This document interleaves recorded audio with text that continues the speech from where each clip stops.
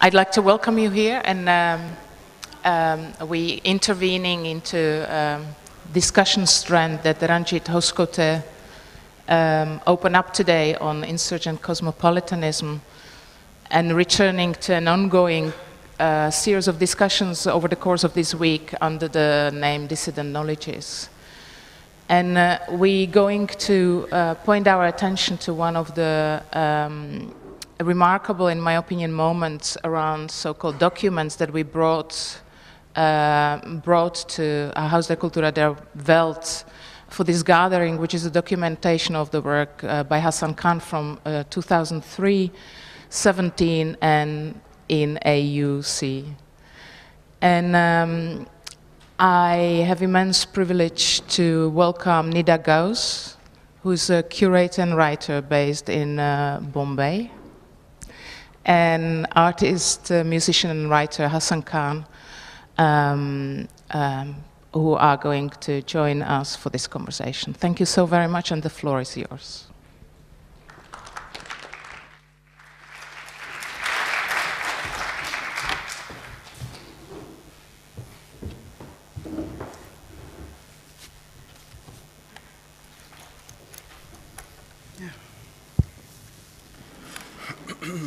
Thank you all for being here. Thank you, Maria, for the introduction, and for everyone at the House of World Cultures for all their assistance so far. Can you hear me? Am I? Yeah, okay.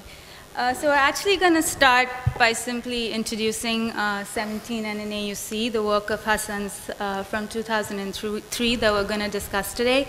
And we'll actually do this, in some depth and square in on a way, and then basically use that as a way to address also with you what the work offers us in relation to this notion of a cultural history.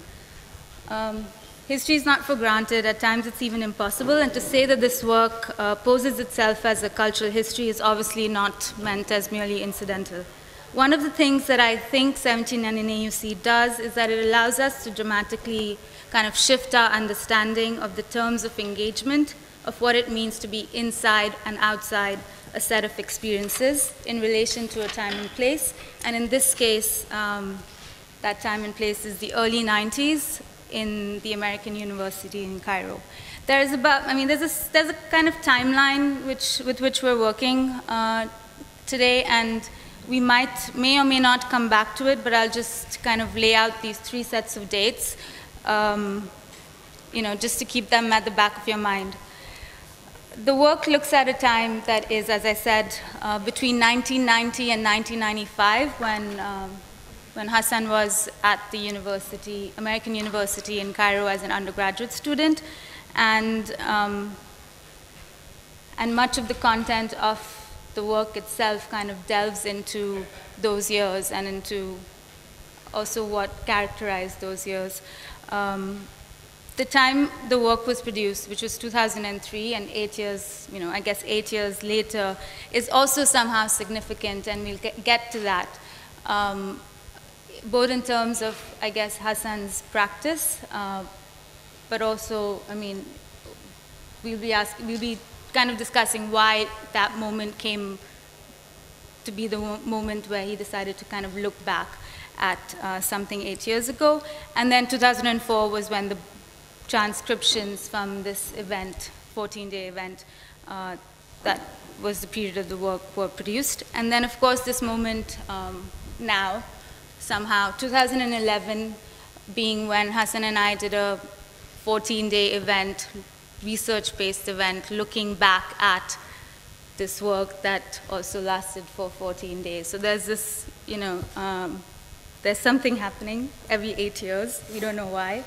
And now I'm just going to ask Hassan to kind of talk about the work somehow with an emphasis maybe on the architecture of the piece, and then also relate that to what you've called the technology of communication.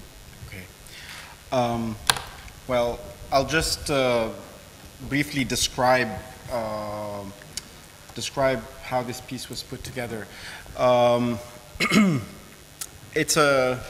It's a room that was constructed out of one-way mirrors, which means that if you're outside the room, like the audience members there, you can see what's inside the room, but if you're inside, you cannot see outside. You're completely surrounded by mirrors, basically.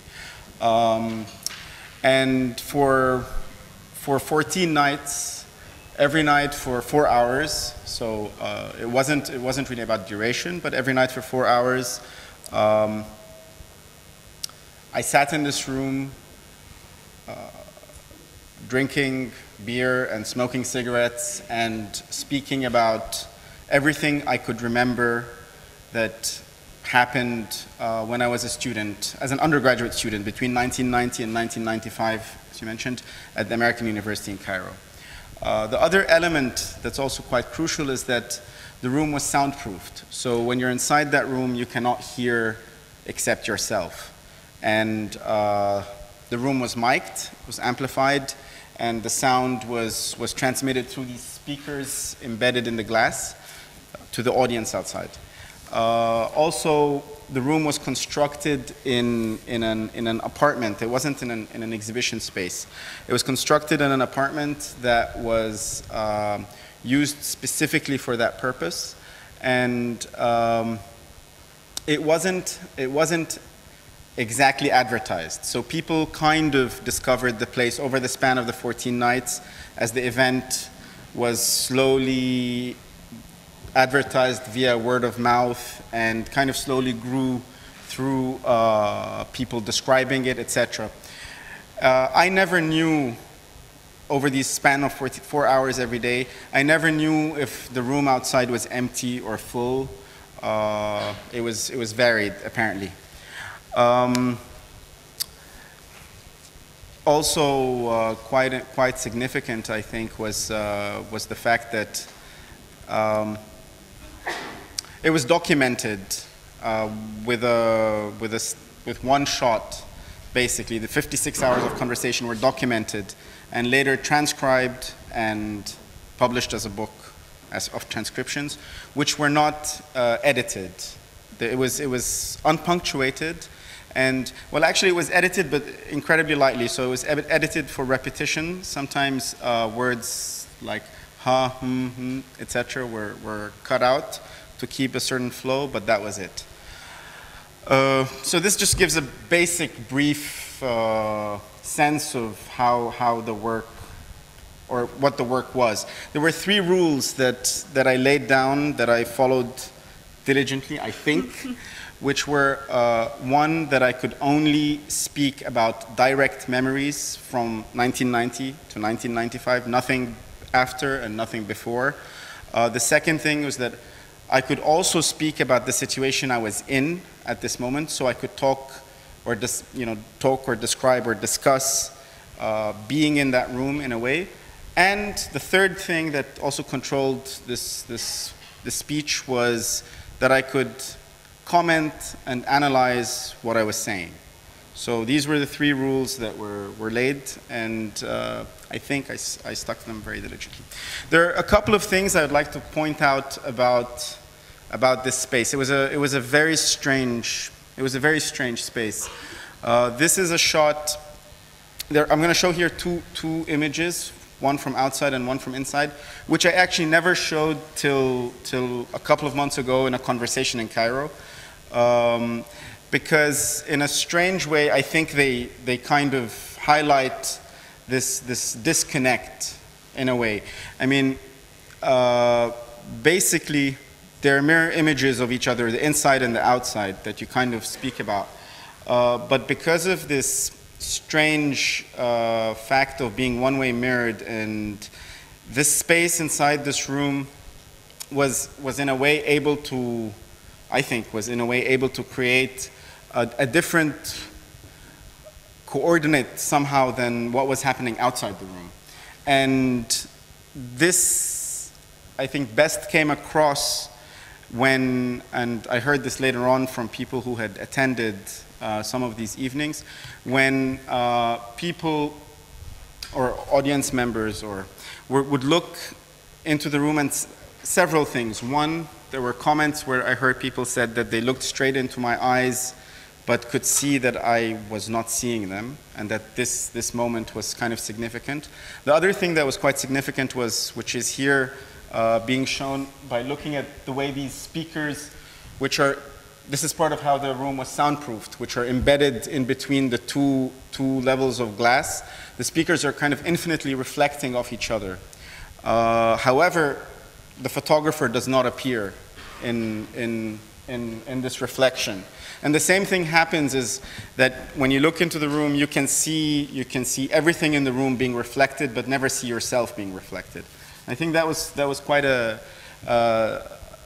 significant detail, which maybe will come later on in our discussion. I mean, and just to pause at it for a moment, it's also the fact that you're sitting in this room and you're reflecting on yourself, and there's this physical and literal collapse that is happening, which is basically a structural one. It's not, it's not a metaphor of Hassan sitting inside and kind of reflecting on himself, but he's physically and literally doing that. The memory that is being produced of himself by himself, and so there's also this kind of subject-object that somehow becomes each other, and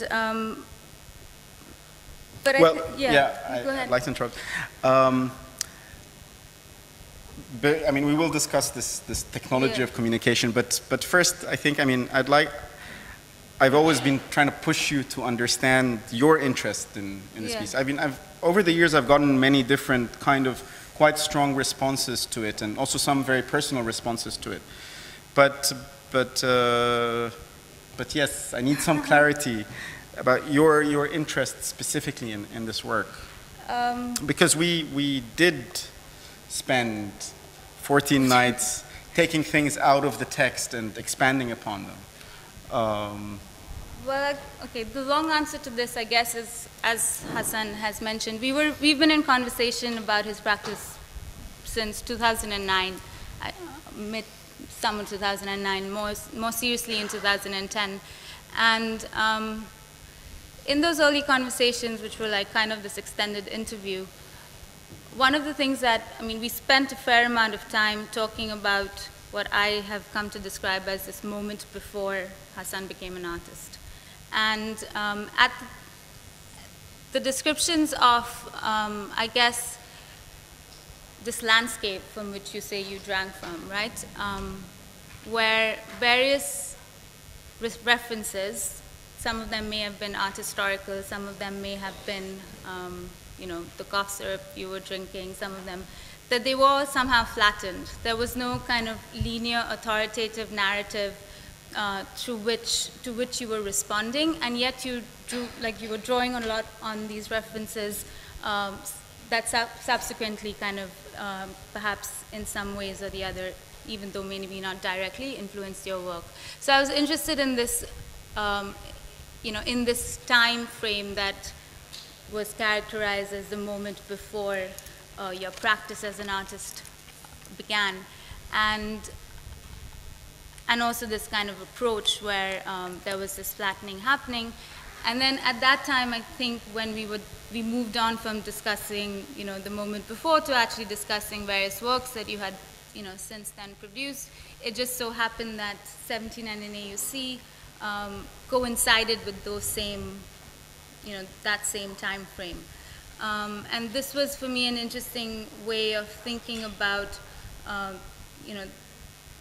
a question of an artist's relationship to art history.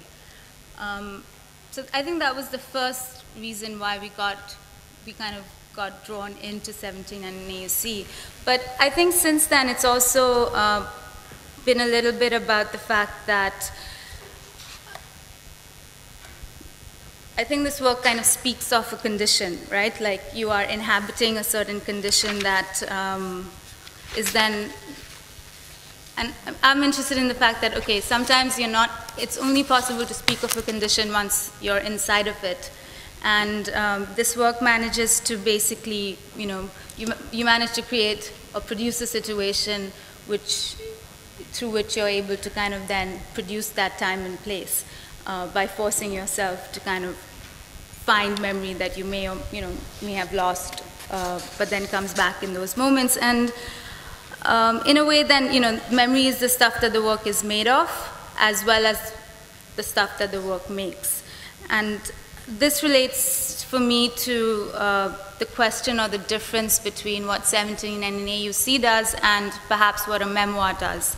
Memoirs as, historical or biographical accounts written from personal knowledge, and I think 17 and an AUC draws also on personal knowledge, but memoirs are often organized, where there's not a linear chronological narrative, and they are invested in the idea of creating a narrative where there may or may not have been one before.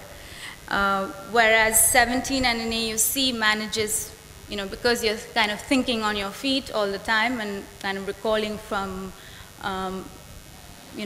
whatever comes to your mind at the moment, 17 and an AUC somehow manages to sidestep those organizational impulses. And, so I think this, again, for me... I think, I think it plays upon boundaries. The content, well, it's a double relationship. One is, first, what is the interest in revisiting someone's student years? Yeah. They're pretty, they're formative, of course, and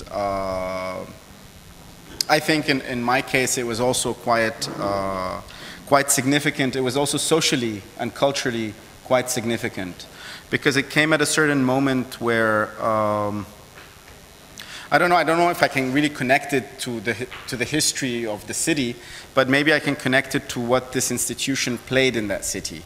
And educational institutions, by definition, play a role in kind of forming norms, right. Norms that kind of operate in the social order.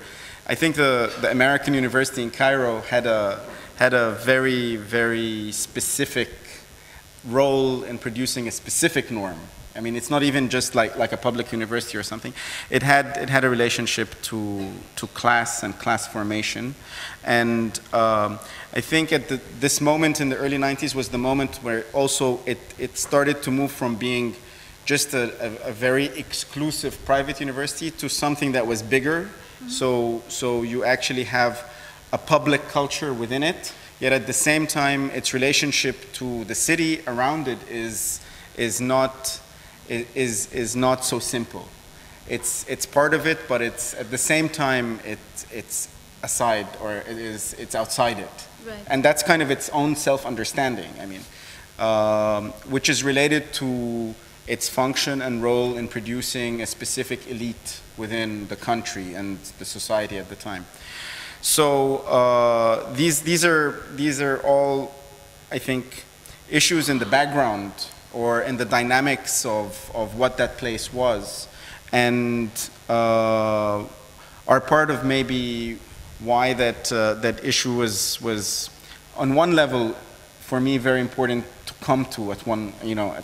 In 2003 at one point to come to and to try to, and it wasn't about understanding. It's not to try to understand it, but it's to try to and it's not even also to try to expose its mechanisms, but it's actually try to engage these mechanisms and find a way out of that to, and I was conscious of, to produce history. Right. I consciously used those terms because, and it's not an irony, this piece came as an invitation. It originally came as an invitation from the university. Right. So I was invited by the university to do an exhibition, and that was my response. And for a long time before I knew what I was going to do, I was playing around with many different ideas, but the first thing that came was this title, 17 and an AUC. So this was very, very, very, very clear kind of starting point. So it was obvious that this is, when I was going to go back to this institution, right. I had to go back to it through that perspective. But maybe we can connect that interest in trying to look at a period of time without, I was interested in trying to look at a period of time without speaking about it. This was crucial. I was interested in trying to look at a period of time without analyzing it in a way. It was, and that's why I think the architecture of the piece plays a very significant role, because it kind of, it modulates the relationship between, and I don't know what you would call them, if they're an audience or if they're viewers or if they're spectators, because there was some kind of community that was built around that object, you know, somehow around that glass box over this period of 14 days, that, you know, people came several times, there were discussions, there were sometimes hostile reactions, people were like knocking at the glass or shouting or things like this. So it produced very, very different kinds of reactions that I think had to do with the fact that the work itself wasn't trying to write something. Basically, it was trying to produce a situation rather than to try to write something. But it also had a particular engagement with the idea of the self, right? And I mean, this is something that you happen to have been thinking about at that time as well. You know, the self in relation to history, or to, and I mean, maybe to expand, if you could expand on that, and also, you know, the institution as a frame, as, yes, this thing that also is producing you, right? And there is a kind of constant language of trying to push those boundaries, or, you know, reject the formation that this architecture and this institution is trying to, you know, produce, like what they're trying to produce of you. Yes, I mean, the content is, and I think this is very common in the lives of people. I mean, I went to university, maybe it was a bit early, I was 15, but it's very common in that kind of transitional phase where you're kind of suddenly isolated from, you know, it's also quite ritualistic. You're kind of isolated from your common conditions and allowed a period of time to test boundaries or limits or something. So that's quite common, and it's instrumentalized in a way, right. or was instrumentalized in a sense. But I think, again, and maybe it has to do with that specific moment in the early 90s, there was, or the fact that this was an institution that originally was highly private, and then at this moment expanded to a certain sense, and therefore there was the birth of some kind of public culture within it. And there was, in a way, within that, there was a subculture that was produced, which I was very engaged with and very active with, and very intense friendships, etc. And they all rotated around, I think they were informed and rotated around several things. One was an alienation from the institution you're in. Mm-hmm. Second was an alienation, again, a double alienation, an alienation and a desire towards the wider public culture. So the whole, like Cairo, the whole city, which we had a very conflicted relationship with. We both were very engaged with it, also in public ways, but also kind of alienated with. Mm-hmm. So this kind of double alienation that I think had to do with, you know, the side effects of this kind of institution were very strongly felt, and I think at that time marked maybe a cultural transition that was happening in the country itself. That's also a possibility. I mean, I can't really claim this historically, but I have a sense that it maybe marked something like that. Maybe we can move on to also talking about like the transcription, like the publication itself. I don't know how many of you have seen it downstairs, but as Hassan mentioned, there, you know, this question of there is no punctuation, and yet, and so for me, this has meant in reading the work, the onus kind of comes onto the reader. There's this voice that is has, you know, once spoken these words, and in trying to read this, you have to kind of provide your own intonation and therefore construct the sense. And so there's this kind of transference that happens from, you know, speaking memory to what it means to kind of then read this as read this self, which then has to haunt you or inhabit you in order for you to make sense of it. And there's also other, like kind of the semiotics of the book where the page turns on the hour. So, and a moment is always lost when the tape was changed. And so somehow, again, this kind of accounting for the gaps by the very kind of structure of the book, where in a way gaps are not covered, but they are left for what they are. And again, for me, this is also an interesting element. Yeah, I mean, it was important I suspected that I wanted to do this from the beginning. I wasn't sure. I suspected that I would want to have it transcribed and published as a book. And actually, after this experience was over, and it was quite an intense experience on many levels, I had a very strong sensation that this architecture was in a way a machine, and that it produced a situation, but that there was another object missing. And in that case, that object was this book. Right. And that's partially why the design of the book was it's very simple, but very strict in a way. As you said, it's structured by day and hour. So if you speak a lot, there are many pages in an hour. If you don't speak a lot, there are only 2 pages. The density of the text reflects something of the performance, but it's not really underlined. It's kind of simple.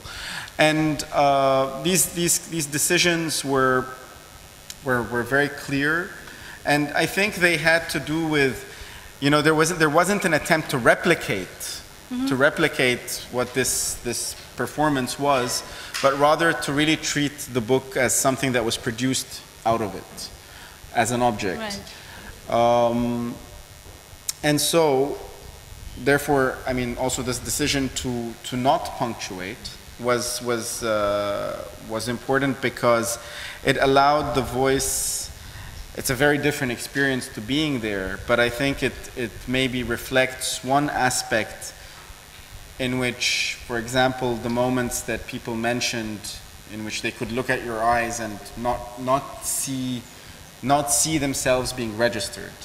That kind of experience where a single rule of communication is slightly twisted, and therefore the meanings of things also change, and also your engagement with what you're looking at changes.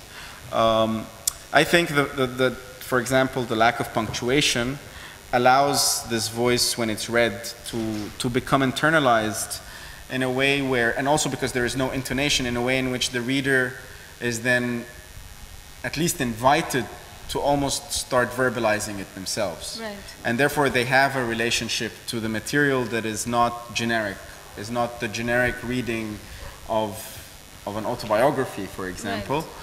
Right. And I think that mirrors, it doesn't reflect exactly, but it mirrors in a way the kind of situation that was produced in the space itself. Right. I can put a segment of text, just so that it gives a sense of. Can you read it?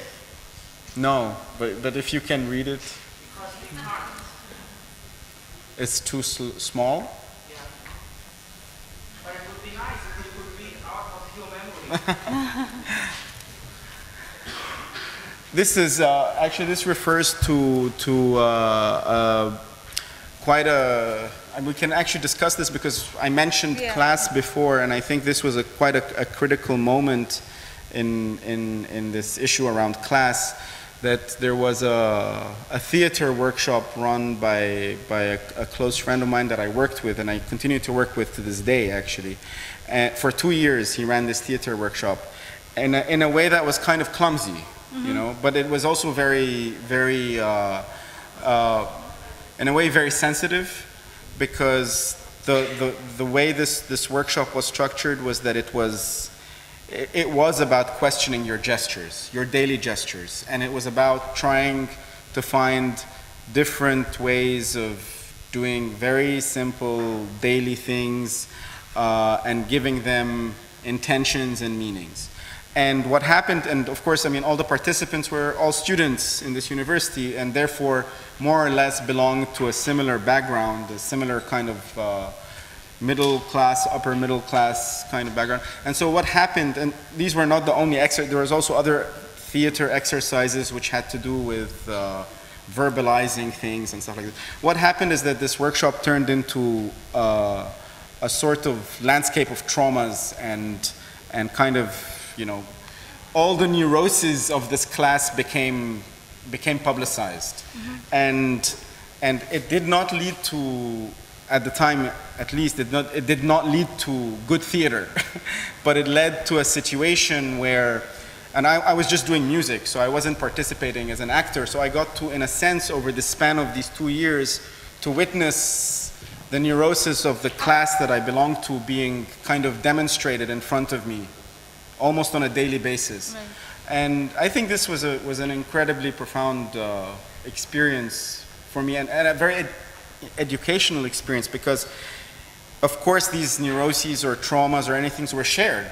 Right. And of course also the fact that these people displayed these things to each other and communicated these things to each other and had to deal with them, you know, positively or negatively. It was quite messy, but whatever the reasons are, of course that also meant something. I mean, that for everyone involved, that also meant something, I think quite valuable. That's just an example of a situation that maybe 8 years later was the moment where I could, through, but also again not directly, but through constructing this condition, through constructing this architecture, was a moment I could start to delve into remembering things like that and, you know, finding out what they are. And of course 17 and an AUC is also in a way, the difference being though, it's because it's formalized, I think that even this neurotic energy has a function. It's not just, you know. I mean, to go from neurosis to like paranoia, which is another kind of feature of what marked that time and how kind of the lens through which, you know, much of the subculture that appears in 17 and AUC kind of reads the world. And if you want to talk a little bit more about that paranoid lens through which... the paranoid lens? Yeah, yeah.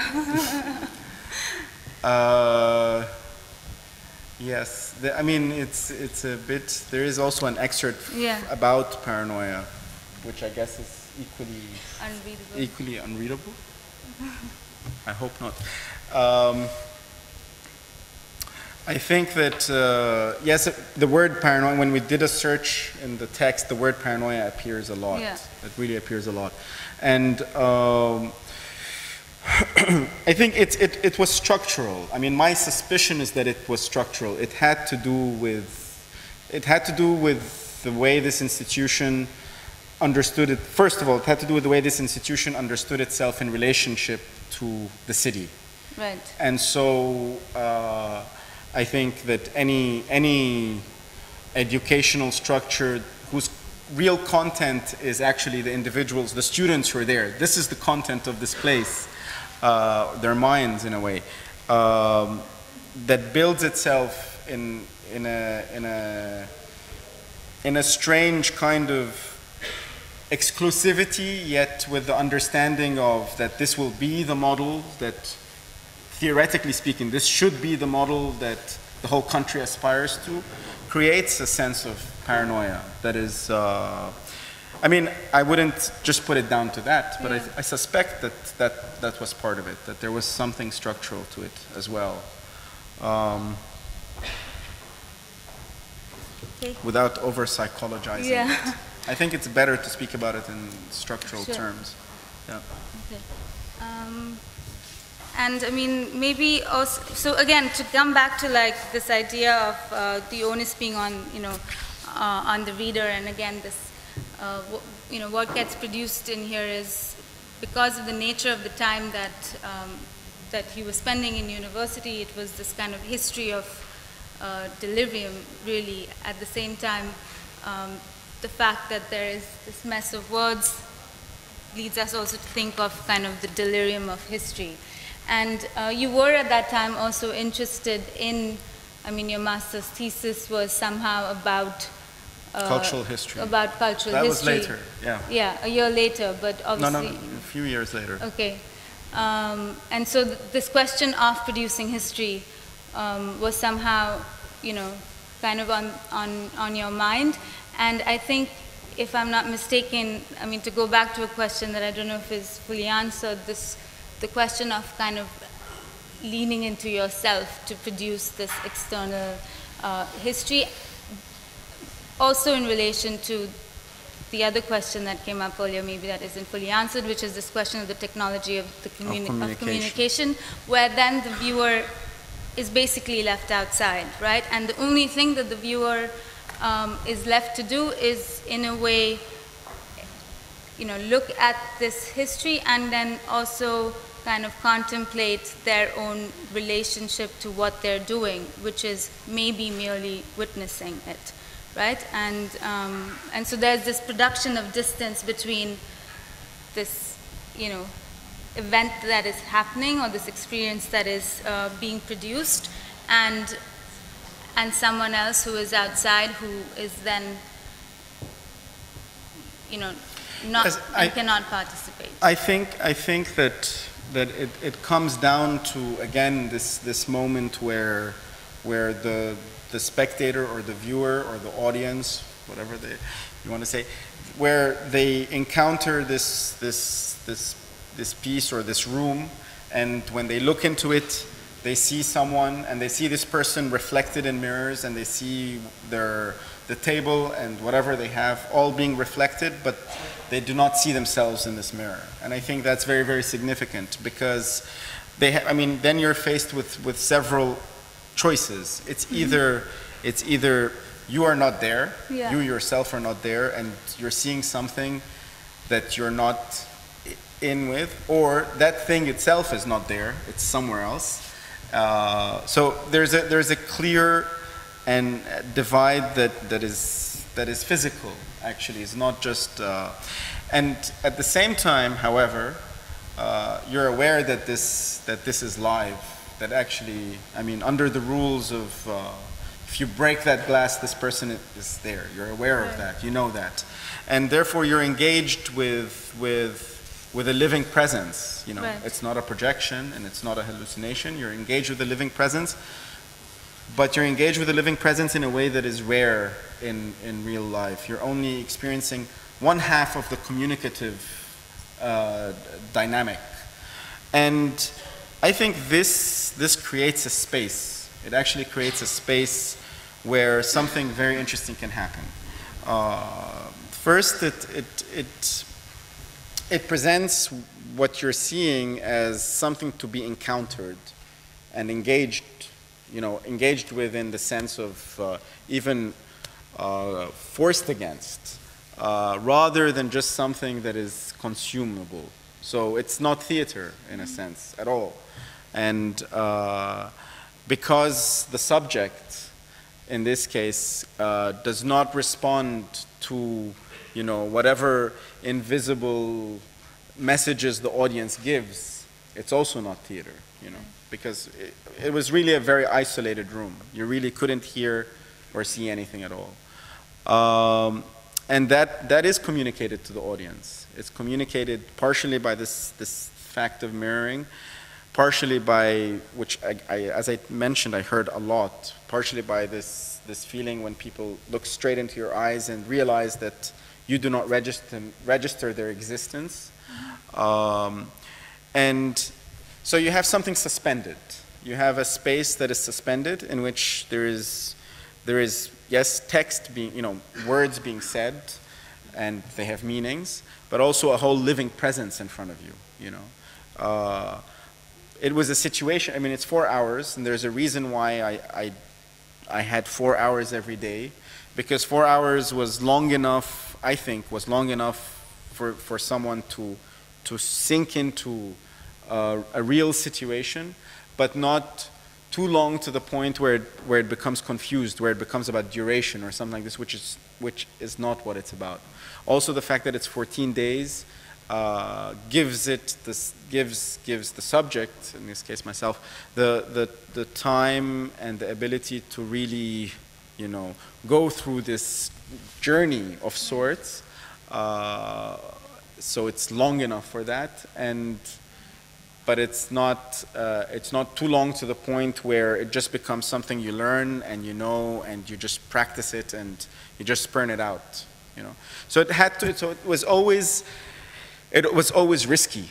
There was always a sense of some kind of danger, or there was always the sense of, even for the subject, there was this experience that it could, you know, you could break down, or the whole thing can collapse. And I think that was also communicated to the audience. I think the combination of all these things creates another relationship to the material. It's not just a recounting of, you know, what happened. It's something else. I mean, something maybe not completely defined, but it's not just that. And maybe this relates a bit to also, you know, we've spoken maybe a bit of why you decided to do this at that point in relation to, you know, in 2003, where you already, you know, were a practicing artist, and there was a kind of turn that your practice took with this work. Yes. Yes, I mean, I think there were several reasons. In 2003, I was not satisfied with the work I was producing at the time, because I felt that it had reached a point where it was too analytical, in a sense. You know, I had produced works that were in Egypt at the time were met with a lot of interest, and I think communicated very successfully, even with really wide audiences, you know, even like more documentary work and stuff like that. And that was partially because they engaged with, you know, the context in a clear fashion. And as much as I think at the time this also had some value, as much as I personally was starting to really question that. And that also is important because this is not how I started. I originally started, which comes straight out of AUC, at a much more esoteric kind of practice anyway, in which the works were kind of supercharged, intense. They really kind of almost belonged to a sort of underground thing. And I slowly shifted to something much more accessible, partially because of, I worked in journalism for a while, and partially out of my, you know, kind of an interest at the time of wanting to communicate with a wider public. Also, almost maybe a political interest in that. But I became dissatisfied at one point. And the dissatisfaction had to do with also this very strong sensation that I somehow could not stand the tone of a work that speaks about things, you know. I couldn't stand anymore, you know, producing this piece that is kind of, it's not really telling you, but it implicitly is basically making certain statements about a place and people in a specific way. And I was not satisfied with this relationship in which the work makes a statement and the audience, you know, kind of consumes that statement, and then the relationship is resolved. And so that was one main motivation. The second motivation was, and then at this moment I was immediately interested in these earlier works, but these earlier works in '97, or these videos, very short videos, but I knew that you know, you cannot just, you know, you don't replicate things and it doesn't work like that. You just don't go back and do the same thing. You know, it doesn't make sense. And so this work came at exactly that moment. Coincidentally, I was invited by the gallery of the university, and they asked me to do an exhibition, and then the work really was very significant for me, because I could then, it was the first moment I could then kind of intentionally turn the gaze, you know, somewhere else, and not anymore be producing these works that were, you know, looking at the urban fabric or whatever it is. And to do this in a way that was, I mean, not just personal, but incredibly personal, and also actually that the fact that it's personal is a crucial element in its content. And to try, and the challenge was in a way, was to try to find out how to be able to do this in a way in which is not just merely, you know, narcissistic, and that is why it made sense within an institutional framework. And the fact that it's not about my life, it's about the life of this institution, actually. But via the life of this institution, via the subjectivity of one of its subjects.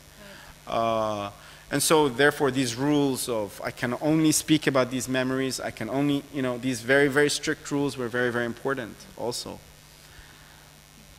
Maybe we can, Yes, we can open it up. up.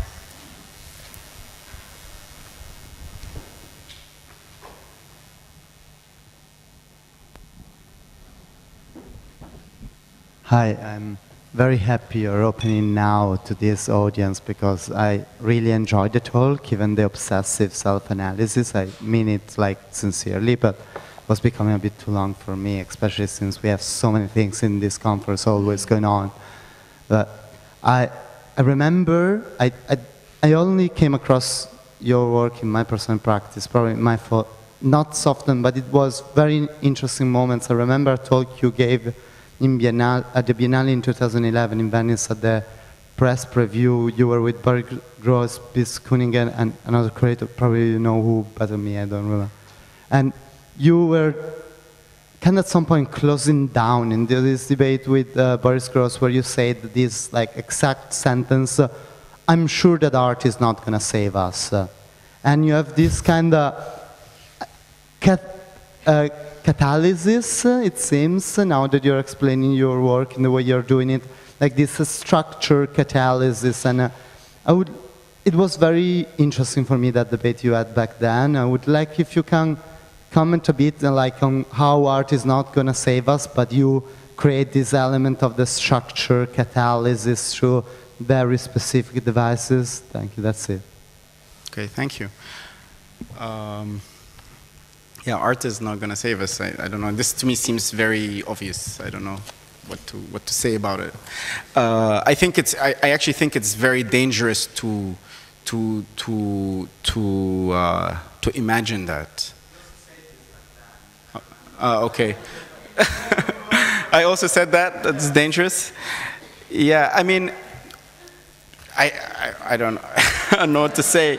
I have an absolute, you know, interest and belief in what I do, but I'm also absolutely sure it cannot do something like this, or any of this kind of culture cannot do something like this, because I don't think this diagram of, first of all, this diagram of something saving us, I think it's very, as I said, very dangerous. I don't think it's very productive also. I don't think it, you know, and I think it confuses the way we see. If you want to talk about art, I think it confuses the way we see art, and it confuses even the discussion around it. So we end up, you know, demanding things from it, and therefore also making arguments about value, and making arguments about what is good and bad and etc. Making all these arguments based upon trying to find that ray of hope or whatever it is.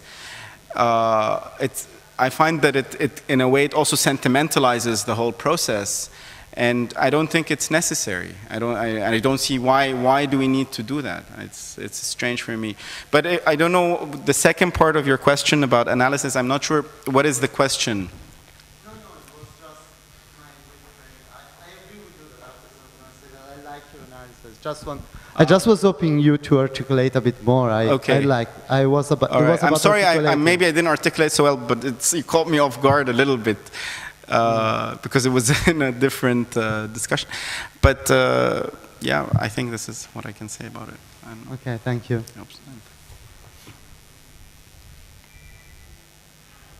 You want to say something, Nida? About that, no.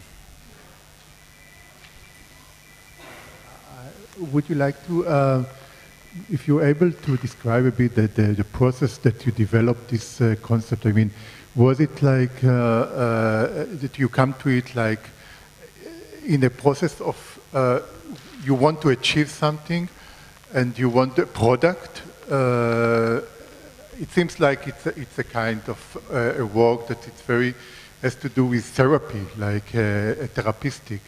And how would you consider like success? Like what you wanted to achieve? I mean, to bring it to museums, so okay, to bring it to the institute, or what? Okay. Well, when I produced this work, I didn't have an end product in mind. It was, as I said, the first thing I knew was the title. I knew 17 and an AUC. And then it took some time in which I threw around many different ideas that I was not happy with. And then suddenly this idea was very, very clear. And it kind of came fully formed. You know, it was like in one moment I kind of knew I will build this and I'll have 4 hours and all the details of it and the rules and everything it was just like very clear, immediately formed somehow. But after a long time of a lot of other ideas that I rejected. And when I knew this, I also had no idea what was going to happen, of course, because it's the kind of situation that is a little bit open, you know. I didn't know what it will do to me. I definitely had no illusions about therapy in it. I did not imagine honestly, I did not imagine there was any therapy. And this is again is why these rules are very important, because these rules were always taking this content and framing it in relationship to something else that is not just therapeutic in a way. But with the book, I had, you know, like little suspicions about this, you know, in the process, in the performance, like there was like suspicions. I think even in the text, there's a point where it discussed this possibility in the actual performance. I think so. And so this idea, maybe this is the closest to the product somehow out of this experience, is the book, that it became like a product. And also at the time, when I did this piece, I did not, the first time I show any documentation of this piece was earlier this year at a sort of survey retrospective show I had in Istanbul, and then here, after that, and for all these years, for almost 10 years, I refused actually to show. I was invited several times by institutions who wanted to show the 56 hours of tape. I was asked by sometimes also if I would redo this performance, and I always refused. So I had actually no interest for a long, long time to show this work except as a book. Only in the context of this survey exhibition I did in Istanbul, that I decided to make a documentation table, and it was the only element in the show that I considered not an art piece. Also, it was presented not as an art piece, it was presented as a documentation. But I felt it was important for this work to be present in this survey because it's a very significant work for me. So yes, I think it functioned.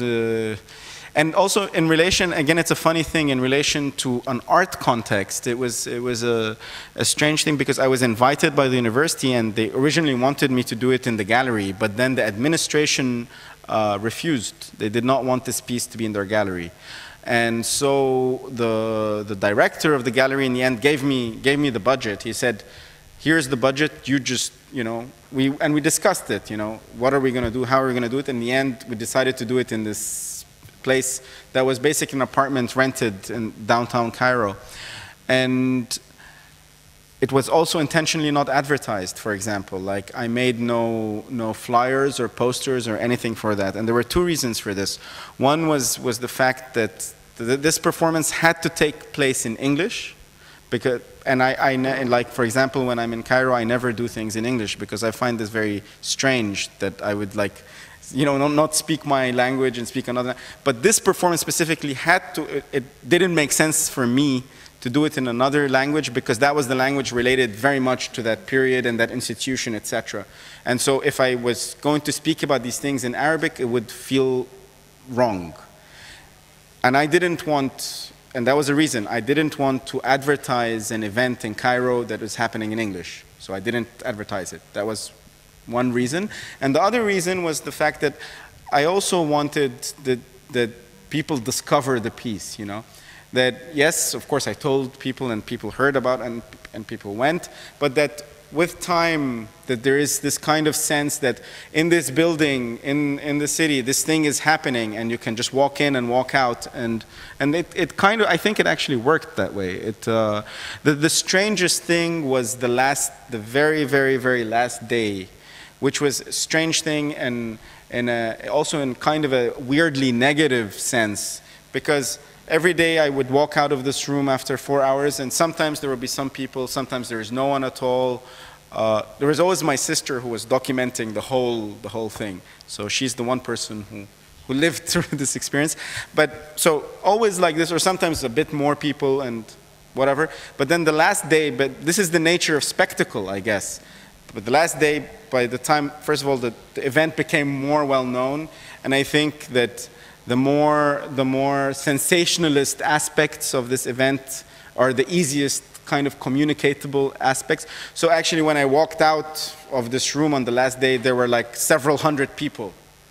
And because it was the last day, I guess also, several hundred people, and then it was like a very, very strange kind of, there are several hundred people, and then they were like treating me as if it was a sport suddenly, you know. They were like clapping, and which never happened on any other day, but there was this attitude of like, it's as if it's duration and you lived through it and blah, blah, blah, which is, you know, which is fine because these things have a life of their own and just things like this happen. But I think it says something about how audiences form also, in a way.